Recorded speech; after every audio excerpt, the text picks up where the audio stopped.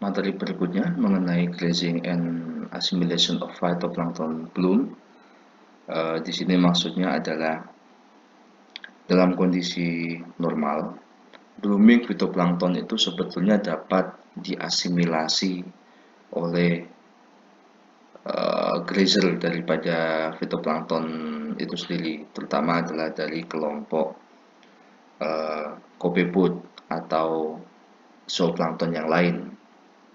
Nah, untuk grazing dan assimilation ini salah satu contohnya adalah di Y Lagoon di Australia, di mana ada sekelompok peneliti yang dia melakukan sampling nutrien, fitoplankton, dan zooplankton pada interval reguler before dan after terjadinya hujan. Secara garis besar ada 3 poin utama yang bisa kita baca di situ. Yang pertama adalah ternyata kadar nutrien itu mengalami peningkatan sehari setelah hujan, lalu kembali normal 5 hari setelahnya.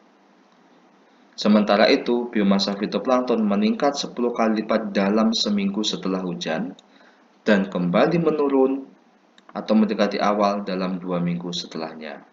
Antara poin pertama dan kedua bisa Anda lihat bahwa pada awalnya nutrien meningkat, setelah itu mengalami depresi atau penurunan kurang lebih 5 hari setelah hujan.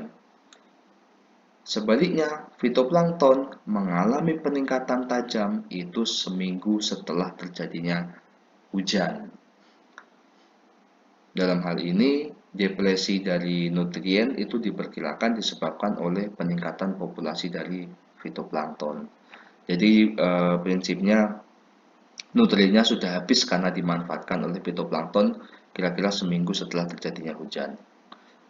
Poin ketiga adalah fakta bahwa copepod ini responsibel untuk rapid decline kelimpahan fitoplankton. Nanti kita lihat di grafiknya.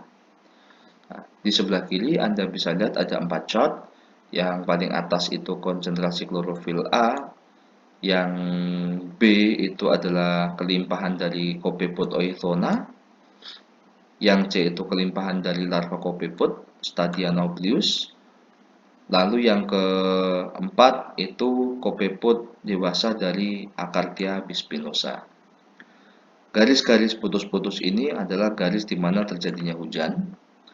Untuk gambar yang klorofil A bisa Anda lihat bahwa peningkatan biomasa itu terjadi beberapa hari setelah hujan. Bisa Anda lihat di sini mengalami peningkatan, lalu 2 minggu berikutnya mengalami depresi. Nah, kandungan klorofil A yang merepresentasikan kelimpahan fitoplankton ini bisa kita anggap dia adalah sebanding dengan kelimpahan dari Acardia bispinosa. Ketika si klorofil A ini mulai mengalami peningkatan, diikuti dengan peningkatan juga oleh Copepoda Acardia bispinosa. Sehingga diasumsikan bahwa di sini grazer utama dari fitoplankton adalah Acardia bispinosa stadia dewasa. Kesimpulan akhirnya adalah bahwa secara alami sebetulnya blooming fitoplankton itu dapat diasimilasi oleh zooplankton melalui proses grazing. Ada satu contoh studi, tapi saya kira ini bisa Anda pelajari sendiri. Judulnya adalah Zooplankton Grazing on Natural Algae and Bacteria Under Hypertrophic Condition. Pada kondisi hipertrofik ya, yang status trofiknya sudah sangat tinggi sekali. Onandia et al. Tahun 2015 dari jurnal Limnetica. Mungkin saya bisa ambil poin-poin dari hasilnya ya. Jadi di situ, di laguna atau danau tempat melakukan penelitian itu terjadi perubahan komposisi fitoplankton yang diikuti dengan perubahan komposisi zooplankton pada saat onset of spring atau awal musim semi dan pada saat pertengahan musim semi. Pada awal musim semi, zooplankton yang dominan itu adalah Daphnia magna yang ukurannya lebih besar daripada Bosmina longirostris. Kalau Bosmina ini dia dominan pada pertengahan musim panas, seperti itu.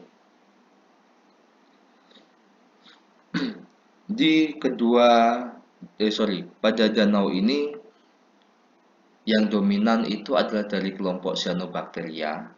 Jadi peneliti ini ingin melihat bagaimana sih uh,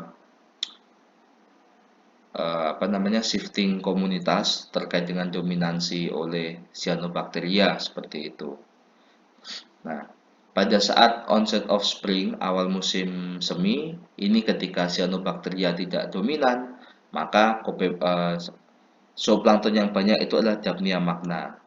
Sementara pada saat mid spring, pertengahan musim semi, di mana Cyanobacteria dominan, itu yang mendominasi adalah Bosmina longirostris. Nah, pada akhir musim dingin, kelimpahan dari Cyanobacteria mengalami penurunan dan Daphnia magna mengalami peningkatan. Sebaliknya pada saat pertengahan musim semi, ketika konsentrasi atau kelimpahan Cyanobacteria meningkat, Daphnia magna populasi mengalami penurunan. Bosmina longirostris yang ukurannya lebih kecil daripada Daphnia ini mengalami peningkatan. Poin ketiga, Cyanobacteria seperti kita tahu dia bisa saja bersifat toksik dan ternyata dia adalah nutritionally deficient. Kandungan nutrisi dalam tubuhnya si Cyanobacteria ini bisa kita bilang dia kurang bagus lah untuk Cladocera semacam Daphnia atau Bosmina. Dan dia juga termasuk difficult to ingest, agak susah dicerna ya, agak susah dimakan. Bosmina dia less sensitif daripada Daphnia terkait dengan filamen-filamen Cyanobacteria, sehingga bisa menjadi indikator untuk status trofik. Nah, yang paling penting adalah yang di bawah saya kira ya. Low phytoplankton and bacterial biomass losses driven by grazing illustrate the limited ability of the zooplankton to control the lower trophic level in the lagoon and support the idea of reduced top-down control in warm temperate lakes. Maksudnya bagaimana? Nah, dalam studi ini diketahui bahwa baik Daphnia maupun Bosmina itu hanya dapat memakan sedikit bakteria atau fitoplankton. Fitoplankton yang dipilih atau bakteria yang dipilih pun bukan termasuk Cyanobacteria. Jadi mereka cenderung memakan Chlorophyta atau bakteria yang lain tapi bukan termasuk Cyanobacteria. Nah, maksudnya bahwa dalam kondisi yang hipertrofik, tidak selalu bahwa zooplankton itu bisa melakukan asimilasi blooming fitoplankton. Dicontohkan di sini melalui grazing oleh Bosmina sama Daphnia terhadap Cyanobacteria. Di mana ketika terjadi blooming pun Cyanobacteria cenderung tidak menjadi pakan preferensial bagi zooplankton.